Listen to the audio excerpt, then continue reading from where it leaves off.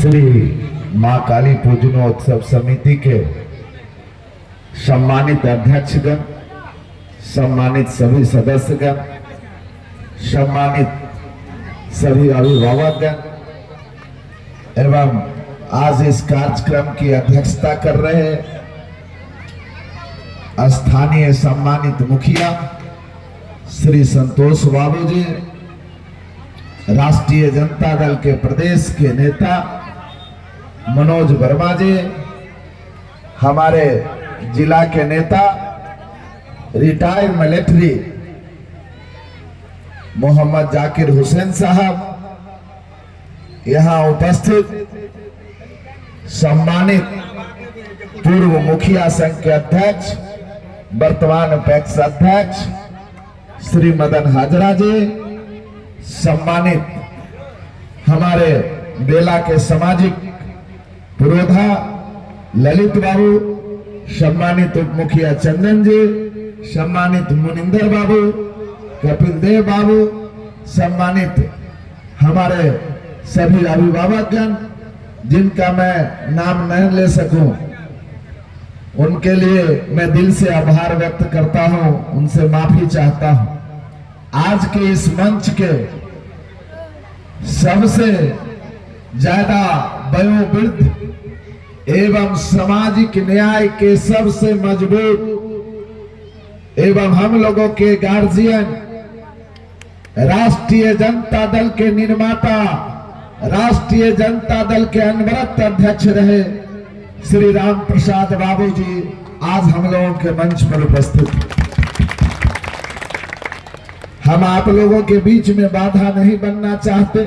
शायद कोई कार्यक्रम भी हो रहा था, तो जब कार्यक्रम हो रहा हो तो मैं ज्यादा समय आपका नहीं लेना चाहता। मुझे भी कई जगह जाना है, चुनाव का समय है। 11 नवंबर को इस खजौली विधानसभा से लेकर इस रमना का भी भाग्य का फैसला होगा। इसीलिए ज्यादा अपनी बात को नहीं रखते हुए सिर्फ एक दो बात को मैं बता देना चाहता हूं। आपने जब कभी भी वोट किया होगा, आपने जब कभी भी बटन को दबाया होगा, चाहे जिस पार्टी का उम्मीदवार जीता हो, लेकिन आज तक आपके लिए कोई जगने वाला विधायक आपने नहीं पैदा किया। आपने जब भी पैदा किया तो नेता को आपने पैदा किया। यह रमना की धरती ऐतिहासिक धरती रही है। जब मैं कॉलेज लाइफ में था तो बगल के पचहर में हमारे मित्र रहा करते थे। यहाँ के भी साथी रामकृष्ण विद्यालय महाविद्यालय RK कॉलेज में पढ़ा करते थे। यहाँ सब्जी की खेती यहाँ नामी होता था। इस इलाके में यहाँ की धरती की चर्चा हमेशा होती रहती थी। मैं आज आपको बताना चाहता कि निश्चित रूप से हमारा देश किसानों का देश है। राष्ट्रपिता महात्मा गांधी ने कहा था, जब तक गांव का विकास नहीं होगा, देश की विकास की आप कल्पना नहीं कर सकते। इसीलिए इस ऐतिहासिक गांव के विकास के लिए, आप सबों के मान और सम्मान के लिए मां काली मंदिर के सामने में निश्चित रूप से शपथ पूर्वक कहता हूं कि अगर मैं चुनाव जीतूंगा तो यह तो मैं नहीं गारंटी देता कि मैं बड़ा बड़ा ये कर दूंगा वो कर दूंगा, लेकिन आपके मान सम्मान और प्रतिष्ठा को कहीं कमी नहीं होने दूंगा। इस बात का वादा करता हूं।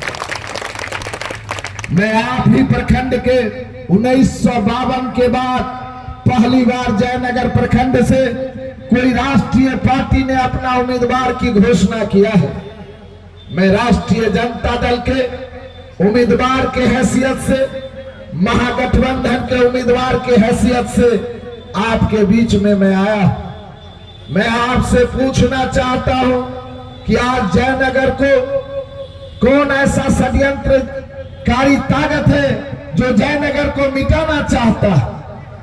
जयनगर कभी विधानसभा हुआ करता था, लेकिन आज जयनगर समाप्ति की ओर जा रहा है। जयनगर प्रखंड को कहीं दूसरे जगह जिला में भी शिफ्ट करने की चर्चा हो रही है। इस पर आज तक कोई नेता नहीं देखने वाला है। मैं आपको बताता हूं, आप ही के प्रखंड का मैं बेटा हूं, आप ही के प्रखंड का मैं भाई हूं, आप ही के प्रखंड का मैं एक अदना सा कार्य करता हूं।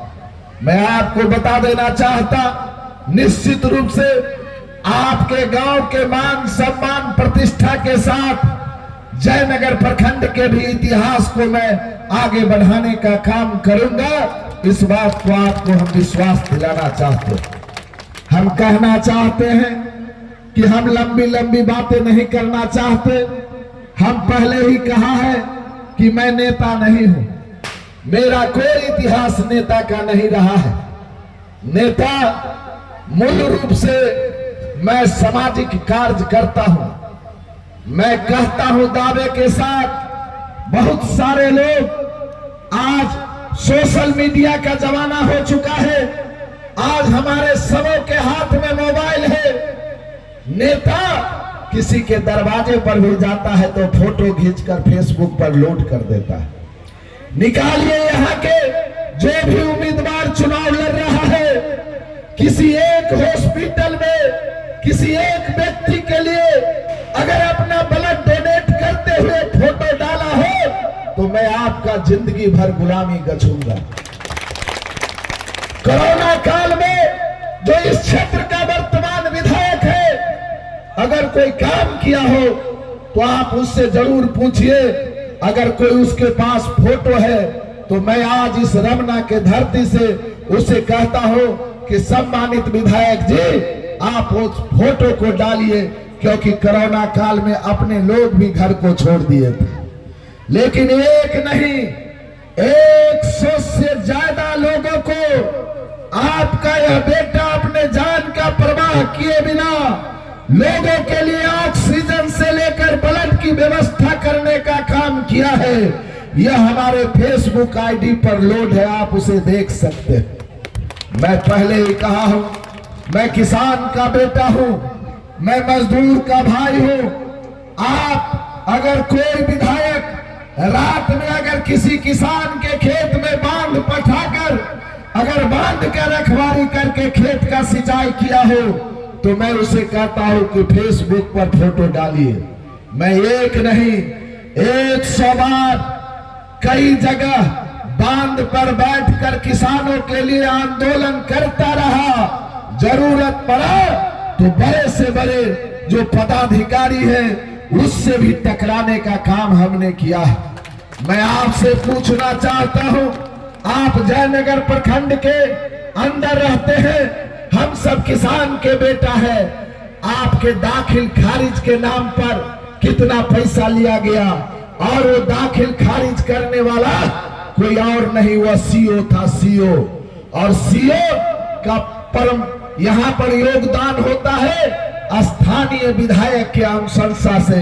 मैं पूछना चाहता हूं कि वह सीओ पैसा लेता है कि और विधायक के यहाँ पैसा जाता है, जिसके मर्जी के बिना कोई सीओ पैसा नहीं ले सकता दाखिल और खारिज के नाम पर। आपको मैं पूछना चाहता, मृत्यु प्रमाण पत्र से लेकर जन्म प्रमाण पत्र तक, आवासीय और जाति प्रमाण पत्र तक आपके ब्लॉक में पैसा लिया जाता है। इसकी जिम्मेवारी किसकी है? आपको तय करना है। आपको तय करना है। जब बेला बांध पर किसानों के लिए आंदोलन हुआ तो उस धरने में कौन किसानों के लिए था? जब कमलाबाड़ी के लोगों किसानों का सब्जी नेपाल में जाने से रोका गया, उसके लिए कौन खड़ा था? जब कमलाबाड़ी फील्ड पर जब हमारे नौजवानों के लिए जब वो दौड़ लगाते हैं तो उसके लिए डंपल व्यवस्था करने का काम कौन किया? इन तमाम व्यवस्थाओं को आपको देखना होगा। इसीलिए मैं आपको विश्वास दिलाना चाहता हूं कि कोई जात नहीं, कोई वर्ग नहीं, कोई धर्म नहीं। मैं जो कहता हूं उसको मोबाइल में रिकॉर्ड कीजिए। मोबाइल में मैं दावे के साथ कहता हूं, आज जात पात की बात हो रही है। बासोपट्टी प्रखंड में बीरपुर है जहां नौतनी शाह की पत्नी की मृत्यु सर्पदंश से हो गया था। 2 दिन तक लाश रहा था। नौतनी शाह जी दिल्ली में थे, लेकिन आज तक उस परिवार से कोई मिलने के लिए नहीं आया। लेकिन आपका यह बेटा उस लाश को ले जाकर मधुबनी में पोस्टमार्टम भी करवाया, और जब वह परिवार के लोग मृत्यु प्रमाण पत्र के लिए बासोपट्टी प्रखंड मुख्यालय पर गया तो कम से कम 10 से 15 दिनों तक उसका मृत्यु प्रमाण पत्र नहीं बना, पोस्टमार्टम रिपोर्ट नहीं बना। पोस्टमार्टम रिपोर्ट के लिए, पोस्टमार्टम करवाने के लिए सैकड़ों हजारों रुपया मांगा जाता है। भ्रष्टाचार उच्चतम सीमा पर है। जब हमारे लोग, मैंने पहले ही कहा, आप अस्पताल में चले जाइए, जयनगर में अनुमंडल अस्पताल देखने में बड़ा है, लेकिन हमारी माता और बहनें जब वहां पर जाते हैं 2 घंटा से 3 घंटा डिलीवरी के लिए वहां रुकना पड़ता है, और अंत में किसी हॉस्पिटल में भेज दिया जाता है। आपके अस्पताल, अनुमंडल अस्पताल में एक भी सिजेरियन डॉक्टर नहीं है। आपके अस्पताल में जो स्थानीय विधायक ऑक्सीजन प्लांट का उद्घाटन किया, आज उद्घाटन किया और कल ही वो बंद हो गया, आज भी वो ऑक्सीजन प्लांट बंद पड़ा है। मैं आपसे पूछना है चाहता हूं, जयनगर एक ऐसा पहला अनुमंडल अस्पताल में है जिसमें ना अल्ट्रासाउंड है, ना एक्सरे मशीन चलता है। इसकी जिम्मेवारी किसकी है? इसका जिम्मेवार कौन है? मैं आज आपको विश्वास दिलाता हूं कि आने वाले दिन में भी यहाँ प्रतिवर्ष काली पूजा होता है। अगर मैं जीत के जाऊंगा तो अगर जयनगर अनुमंडल अस्पताल में मैं यहाँ निश्चित रूप से आऊंगा, और जयनगर अस्पताल में उस समय अगर अल्ट्रासाउंड और अगर एक्सरे प्लांट मशीन अगर नहीं चलता रहेगा तो पैदाइश में फर्क याद रखिएगा।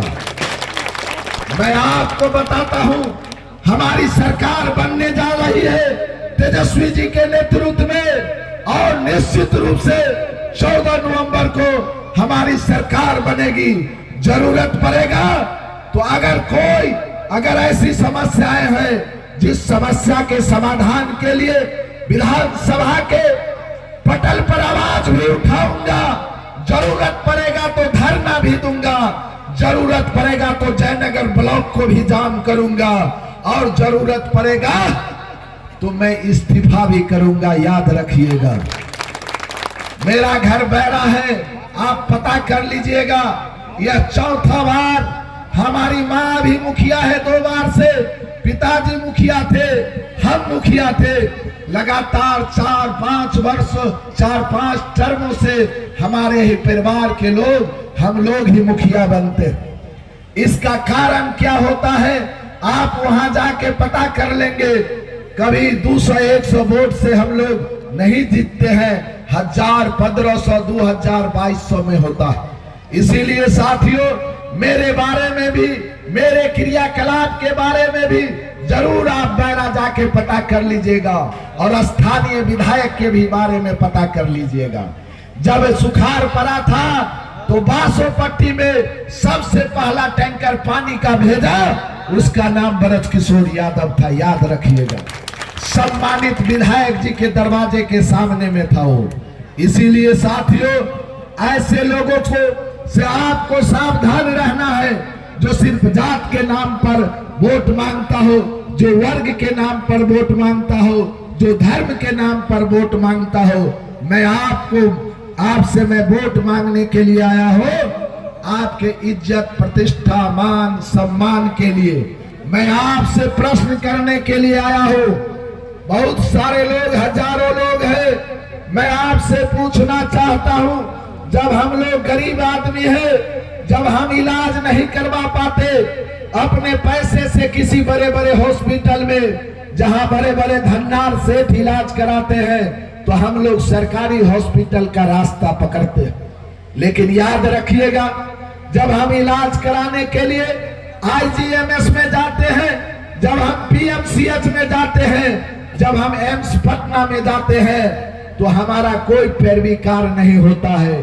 और जब हमारा कोई पैरवीकार नहीं होता तो हमारा इलाज नहीं होता।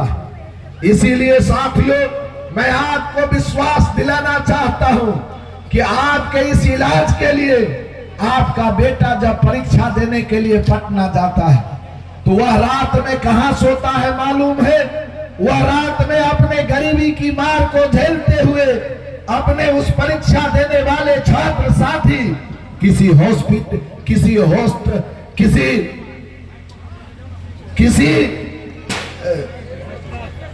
नहीं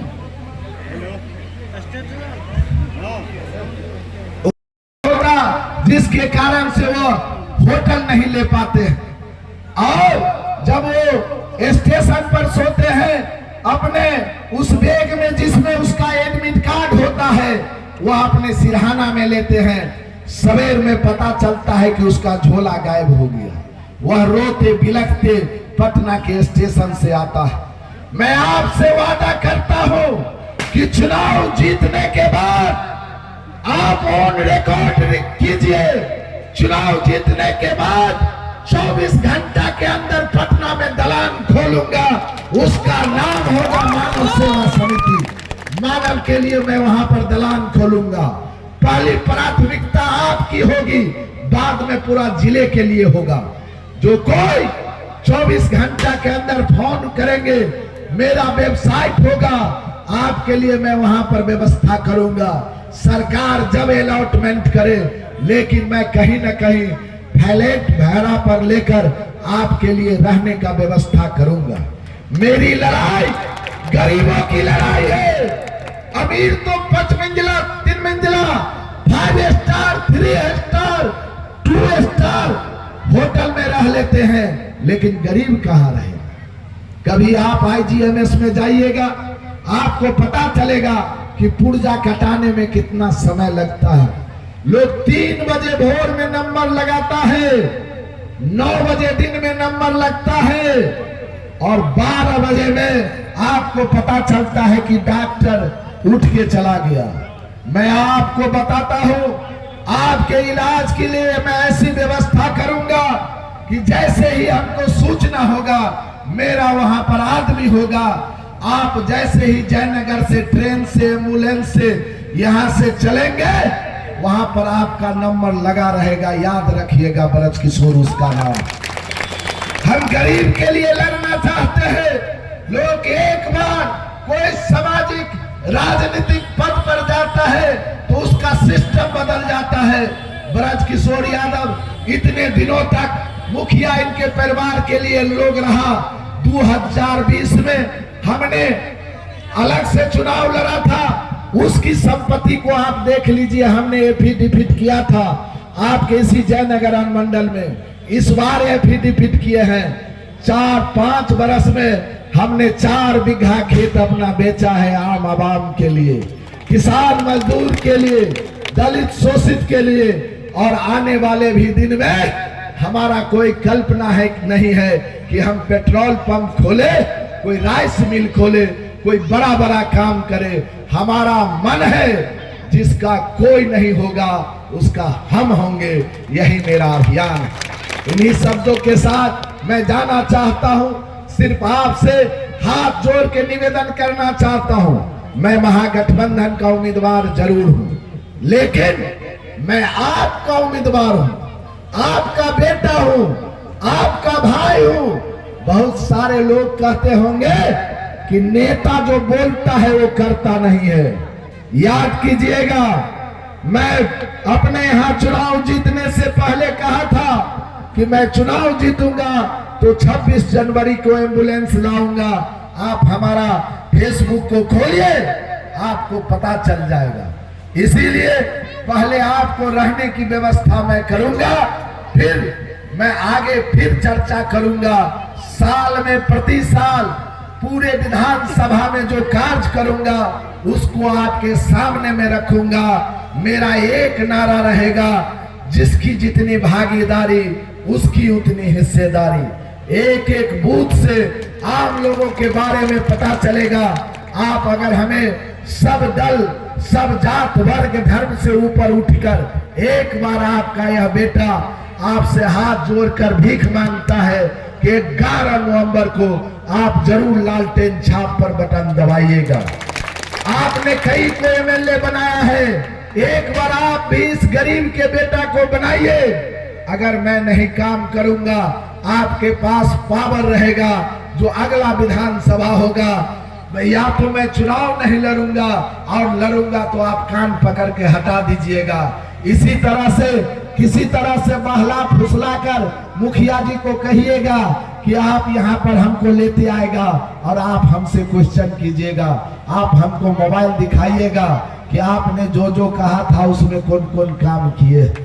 इसीलिए साथियों, मैं जो वादा किया हूँ आपको कहता हूँ कि आप उसको रिकॉर्ड करके रख लीजिए, क्योंकि मैं जानता हूँ मैं जो बोलता हूँ वही करता हूँ।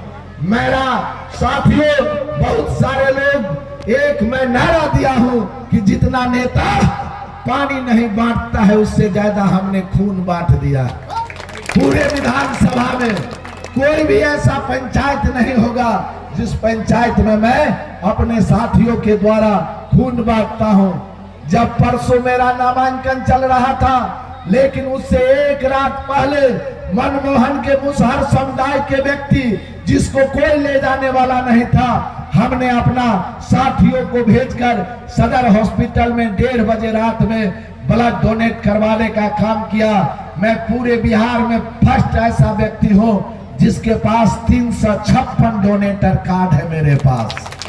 मैं आपको यहाँ छोड़िए, खजौली विधानसभा की बात छोड़िए, आपका यह बहादुर बेटा पटना आईजीएमएस एम्स और दिल्ली एम्स में भी ब्लड उपलब्ध कराने का काम करता है।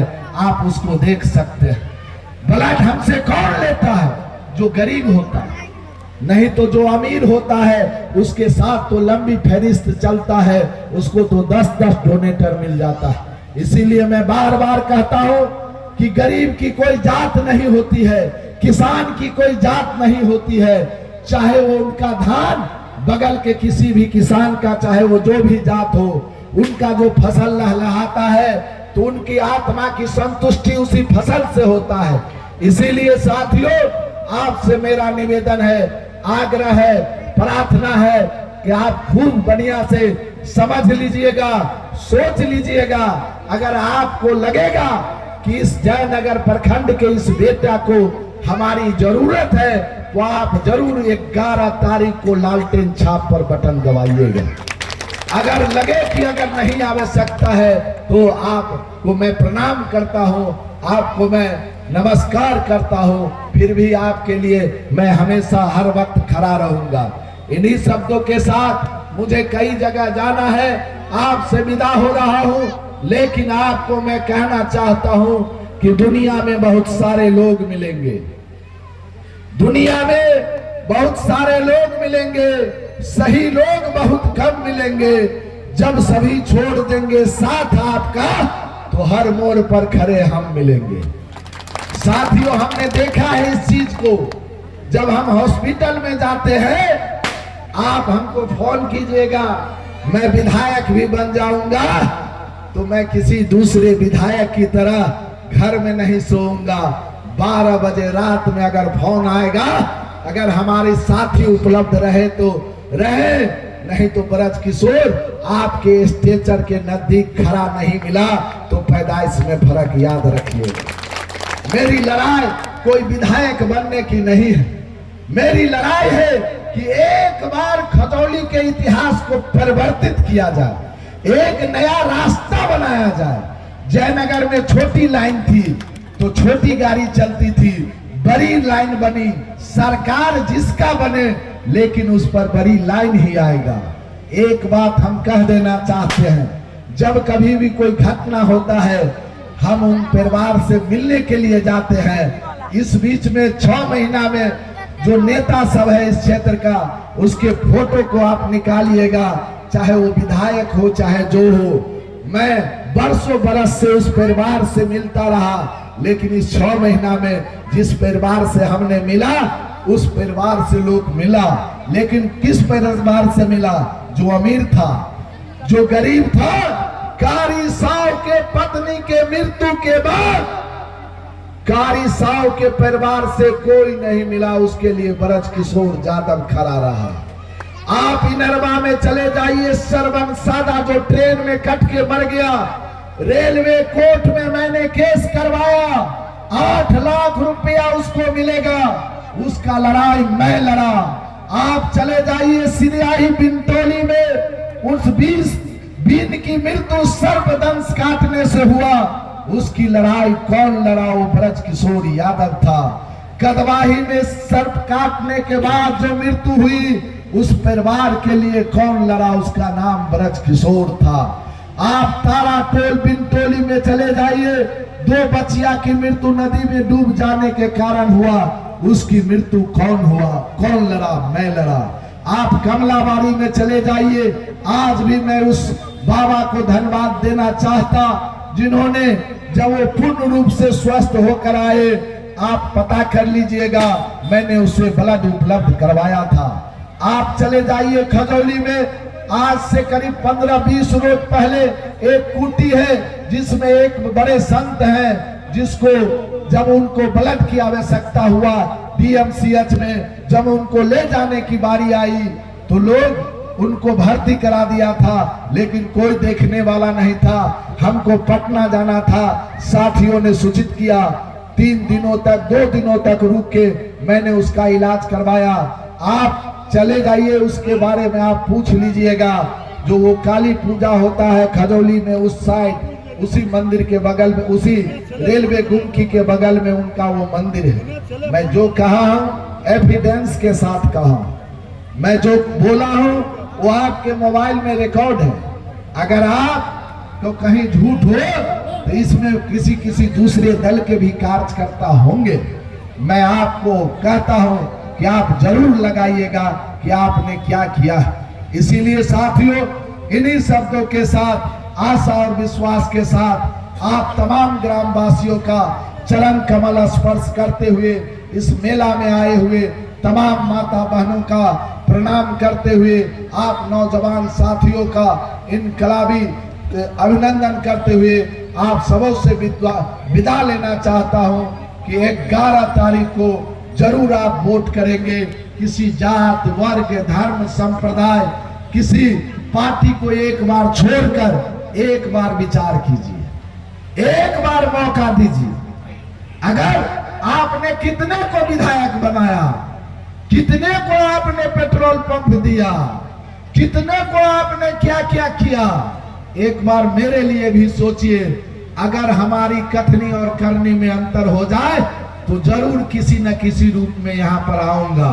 हमारे नौजवान साथी कुछ बात हमको कान में कहे हैं, मैं अपने सम्मानित मुखिया जी और कमेटी के साथियों से कहता हूं कि वह भी वादा आपको पूरा करूंगा जब अगले बरस विधायक बन के आऊंगा, और इसी काली पूजा के समय में तो निश्चित रूप से जो वादा है उस वादा को पूर्ति करके आपके बीच में रखूंगा। इसीलिए घबराने की कोई बात नहीं है, चिंता की कोई बात नहीं है। चुनाव खजौली में पहली बार, यह मैं आपके सामने में दावे करके जाता हूं, खजौली में पहली बार आपका कोई ऐसा बेटा विधायक बनेगा जो पूरे खजौली के इतिहास में सबसे ज्यादा वोट से जीतेगा, याद रखिएगा। इस बार खजौली विधानसभा में कोई आंधी नहीं बह रहा है, इस बार खजौली विधानसभा में सुनामी चल रहा है, सुनामी। जनता जग चुका है, सबसे हिसाब मांग रहा है कि 2 टर्म आपने विधायक बनाया है, क्या क्या किया है। जब आप विधायक के नजदीक जाइएगा, छोटे छोटे बातों के लिए जाइएगा तो वो कहता है कि विधायक का फंड नहीं है। मैं पूछता हूं, विधायक का फंड, उसको डेरा में रहने के लिए वो विधायक का फंड है, लेकिन क्षेत्र का आदमी कोई इलाज कराने के लिए जाए तो उसको रहने के लिए नहीं फंड है। ये कहाँ का नियम है? इसीलिए हमने कहा कि सबसे पहले खजौली में मैं दलान खोलूंगा खजौली वासियों के लिए, कि कम से कम वह 5 बजे भोर में वंदे मातरम पकड़ के जाए तो 10 से 11 बजे वहां पहुंचे तो कम से कम आराम करने का उसका जगह भी मिले, वो रहे भी। कोई आदमी दिल्ली से आए, बंबई से आए, उसके साथ कोई घटना भी घट जाए तो आपका एक मकान रमना में रहेगा तो दूसरा मकान पटना में भी रहेगा। इस बात को याद रखिएगा। और मैं फिर कहता हूं, मेरी कथनी और करनी में कोई अंतर नहीं है। मैं जो बोलता हूं वही करता हूं। मैं निश्चित रूप से कहता हूं कि कारी साहब हमारा जात था। बिनटोली का वो जो 2 बच्चियां थी वो बीन मलाह की थी। आप सिराही में बीन मलाह का था। इनरवा मुसहरी में वो मुसहर समुदाय का था। ब्रज किशोर कभी जात पात की बात नहीं किया है। जो भी व्यक्ति और न हम किसी के साथ जो सच्चाई के साथ रहता है उसी के साथ रहते हैं। जो असच्चाई के साथ रहता है, जो गुंडागर्दी करता है, उसका मैं विरोध भी करता हूं, उसके साथ मैं नहीं भी रहता हूं। इस बात को मैं विश्वास दिलाना चाहता हूं। मैं आपके साथ मरना और मिटना चाहता हूं। आपके साथ मैं एक बार विश्वास के साथ मैं आपके लिए जीना चाहता हूं। मैं चाहता हूं जिस तरह बड़ी रेल लाइन जयनगर में हुआ तो उस पर बड़ी रेल लाइन का गाड़ी चलता है। अब छोटी लाइन का गाड़ी थोड़े चलेगा। सरकार किसी का रहे। जब माननीय लालू प्रसाद ने गरीब रथ चलाया, आज आप देख रहे हैं एक से एक ट्रेन चल रहा है, लेकिन वह पटरी का देन माननीय लालू प्रसाद यादव और उसकी सरकार की। उसी प्रकार से जब हम पटना में दलान खोल देंगे, एमएलए कोई बनेगा, लाज से भी वह दलान बना के रखेगा आपके लिए, जो आज तक नहीं हुआ। अगर हुआ है तो आप बताइए। हाँ, 2-4-10 आदमी का जो वीआईपी होगा उसका इलाज हो जाएगा, उसको रखेगा।